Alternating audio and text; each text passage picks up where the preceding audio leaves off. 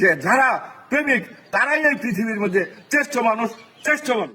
মির্জা গালিব একটা কথা বলেছিল, তুমি প্রেমে পড়েছ আবার সম্মান চাও, ভালোবেসেছ আবার মর্যাদাও চাও, তুমি বড়ই নাদান গালিব, তুমি বিষ খেয়েছ আবার বাঁচতেও চাও, এর মানে কি? এই কথাটা তো আমার মাথায় ধরলো না। কারণ হইলো একটা প্রেমিক মানুষ হইয়া উনি নিজের কি ভাবাইলো, কি বুঝাইলো, কি জানাইলো, এই কথাটা আমি বুঝলাম না।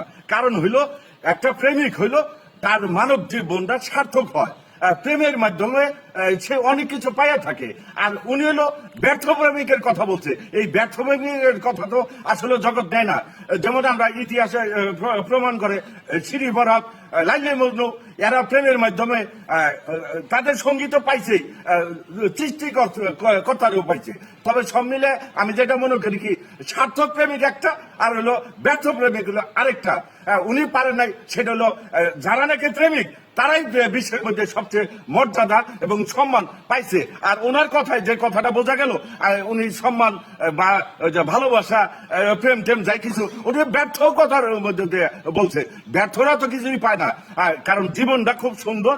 জীবন যারা বুঝে, জীবন যারা জানে, চিনে, ভালোবাসা, প্রেম, মহব্বত বলতে যে জিনিসটা বুঝে, সেটা হলো জগতে তারা এমন ভাবে বুঝিয়ে যায় যে আমি নিজে সার্থক, তোমরা প্রেমিক হও, তোমরা প্রেমের মাধ্যমে প্রেমিকার জন্য পাইবে, আবার হলো সৃষ্টিকর্তারও পাইবে। প্রেমের ধরন তো এক প্রকার না।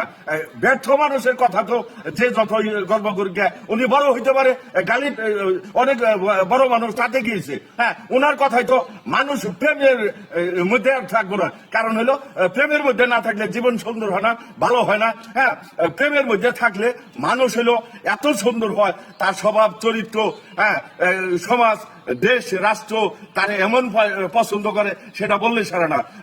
আবার আল্লাহ পাকও প্রেমের কথা বলছে যে যারা আমার প্রেমিক, হ্যাঁ, তারাই এই জগতের স্বাদ, আল্লাহ, প্রেম, ভালোবাসার ইজ্জত, সম্মান, মান, হ্যাঁ, এমন ভাবে পাইতে থাকে।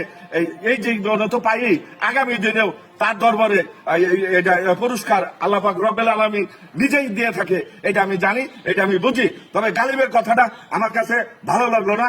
এই ব্যর্থ মানুষের কথা আসলে সমাজ নেয় না, দেশ নেয় না, রাষ্ট্র নেয় না। হ্যাঁ, আমরা মানুষ প্রেমের মাধ্যমে যে ফসলগুলো পাওয়া যায় সেটা অন্যভাবে পাওয়া কোনো মতেই সম্ভব না।